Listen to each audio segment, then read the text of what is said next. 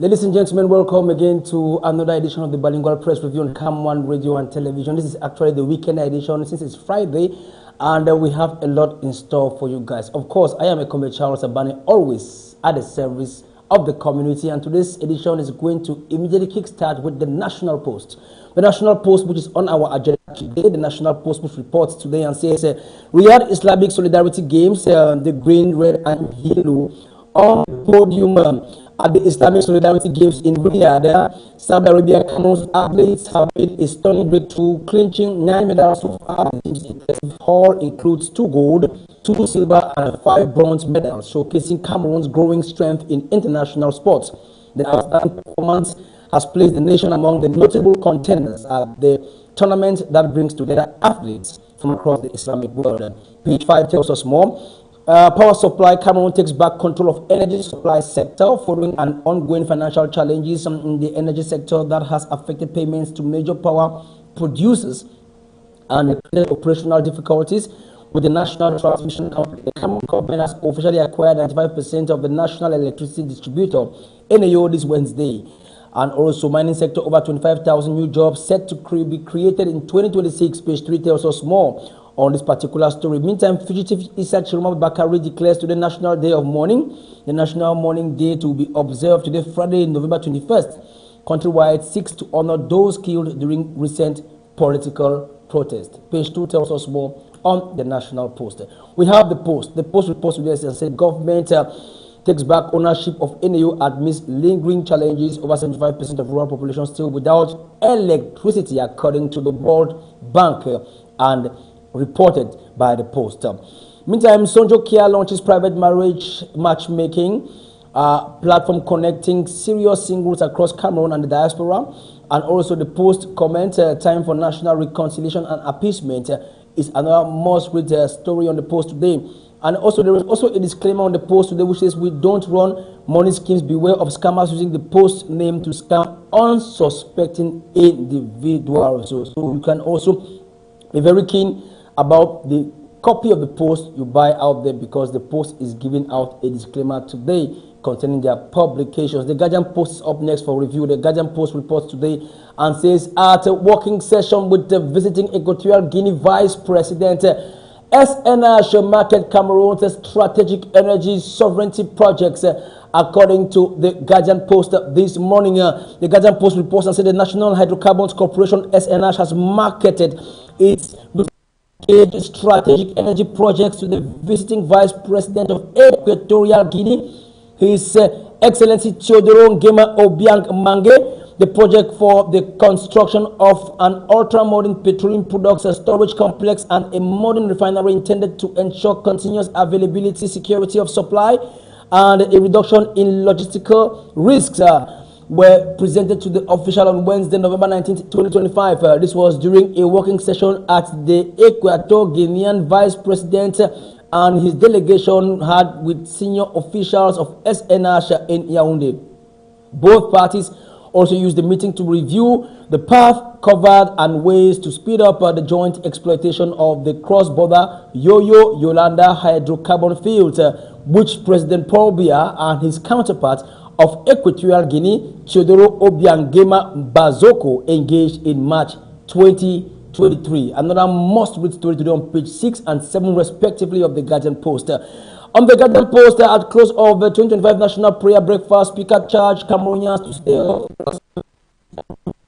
have been charged women in the face of the nation's challenges. The call marked the end of the 16th edition of the Cameroon National Prayer Basket, CNPB, yesterday in Yaoundé. It had the Minister of Posts and Telecommunications, Lily Keng, and other key officials from the walk of life, from all walks of life. Pardon me there. Now, Ring Road project construction of Cambe Misaje stretch taking shape. Now, the tarring of the long-awaited Cambe Misaje stretch of the Ring Road project in the Northwest region is gradually taking shape, with work progressing at a satisfactory pace. According to information obtained from the Ministry of Public Works, between November 8th and 15th, 2025, the two companies charged with the construction of the roads, Bofas and Super Comfort, had completed most of the hydraulic works with 11 1.5 times 1.5 scoopers installed and 2 times 2 soppers at KP 78 plus 509 and KP 83 plus 304 also completed. That is what the Guardian Post reports today on the Ring Road project, which is the construction of the Cambe Misaje stretch, which is actually and gradually taking shape in the region of Cameroon. Still on the Guardian Post, the editorial part talks about government taking over NAO. Good news, but both will change. That is the question which the Guardian Post reports today. In 2011, Cameroon and the price, the precise price of bankruptcy was completed by the International Monetary Fund (IMF) and the World Bank to liquidate or privatize state corporations as conditions to get loans. The Bretton Woods institutions added that Yaoundé was a bad business manager. It went further to impose its management style and occasionally sent items from Washington to supervise the country's governance, and in the process attracting criticisms that Cameroon's economic sovereignty was in the hands of the International Monetary Fund. That is what the Guardian Post has in store today for us. We have the Daily Voice, which is also on our agenda today. The Daily Voice will talk about Chiruma's ageless iron lady. That's what the Daily Voice reports today and talks about Barrister Alice Com, age 80, and this fearless and unshaking Barrister Alice Com is stepping boldly back into the political ring. After a long and accomplished life, she is now the official spokesperson for Paul's Biya fiercest challenger Issa Chiroma, the man many believe was the winner of the last month's presidential election in a tense climate, where supporters of the president-elect Chiroma faced intimidation and defection. Few would have dared to take on such a volatile role, but Com never want to flinch. Her appointment, however, has stirred heated debate online, with critics accusing Chiroma of mirroring Biya's aging leadership circle. Still in true Alice Com fashion, she's brushing up noise and focusing on the fight ahead, calling the backlash nothing more than distractions. You can read page 3 of the Daily Voice. Still on the Daily Voice, Cameroon Retail Electricity Company, a must-read story, and now owns 95% of NAO shares. Cameroon's youth deserves a working economy, not motorbikes. While 79 motorbikes bikers revealed the true state of the Cameroon's leadership crisis under President Paul Biya. You can read that today on the Daily Voice. Meantime, Pondo Balwe massacre, who benefits from the ante, another must-read story today on the Daily Voice. We have the Voice. The Voice also has a lot of stories. The Voice reports to this and says, State of Greatness and Hope, mining sector pledges 38,000 direct and indirect jobs by 2026. Professor Fukalisus Gentry unveils massive employment drive for youth, women, petroleum industry sectors. On page 3 of the Voice. Still on the Voice, end of sacrilege, end of war, another attack on the church underscores the need to silence guns. Page 3 tells us more on this tragic story. An early visit from Christmas, Mokimbe Credit Union gets key salary code validating impressive growth and status, and also NCPBM dispatches teams to regions to fight rising age, which evaluate official language and policy in schools. Another must-read story today. As you can see, the Secretary General, Dr. Chiasefo Cornelius, explains Commission's strategy to use education as a crucifix for harmonious conscience. That is what the Voice has in store today for us. You can grab a copy today at any stand in your locality or a stand near you across the nation. We have the Cameroon Tribune. The Cameroon Tribune talks about Ian Luke's departed statesman's journey home. The official funeral of the President of the Economic and Social Council began in Yaoundé yesterday, November 20th, 2025, with the confining at the mortuary of the General Hospital. Honors were there after the following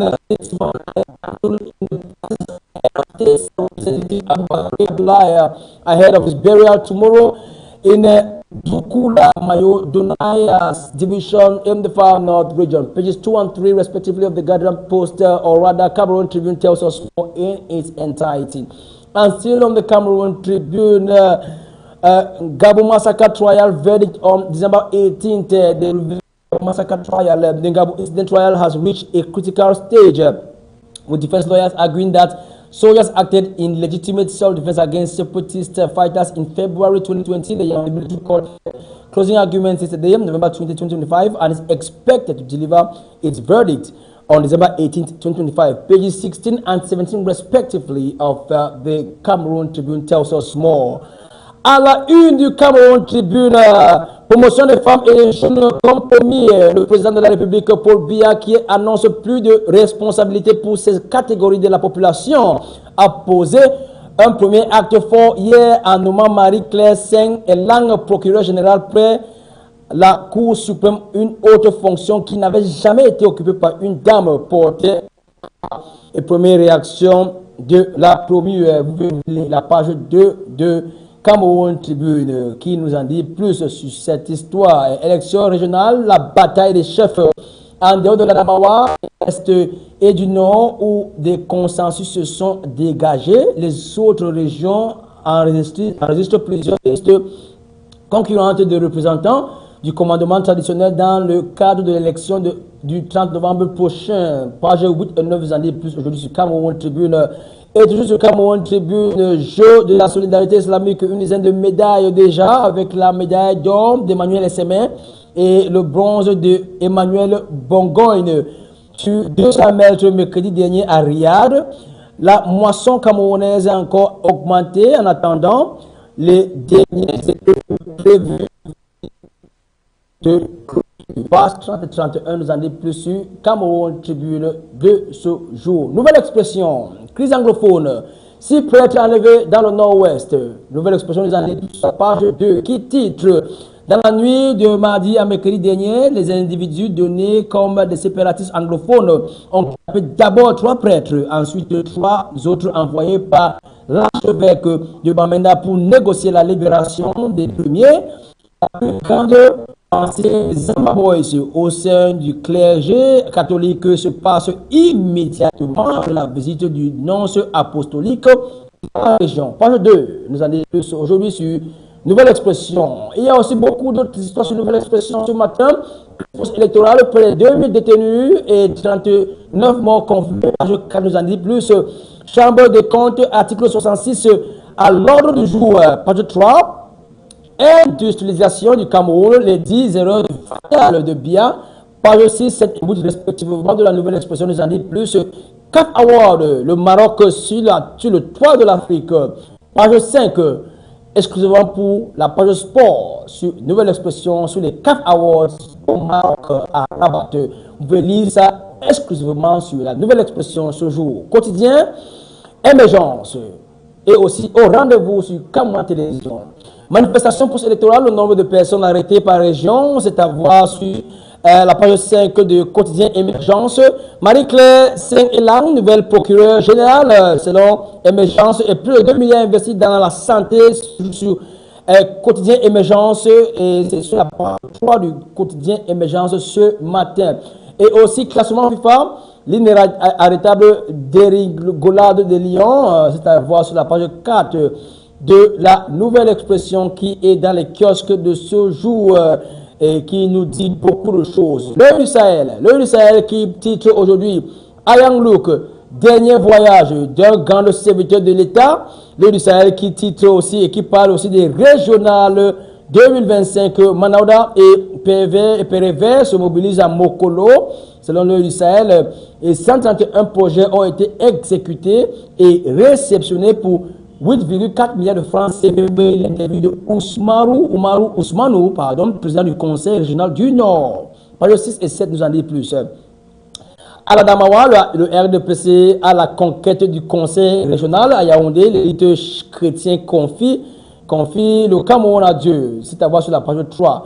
Et sauf que même en Europe, les victimes du viol ont de la peine à prendre la parole. C'est ce que le Sahel nous dit ce matin. Écho du Parlement qui titre contrôle parlementaire et transparence budgétaire.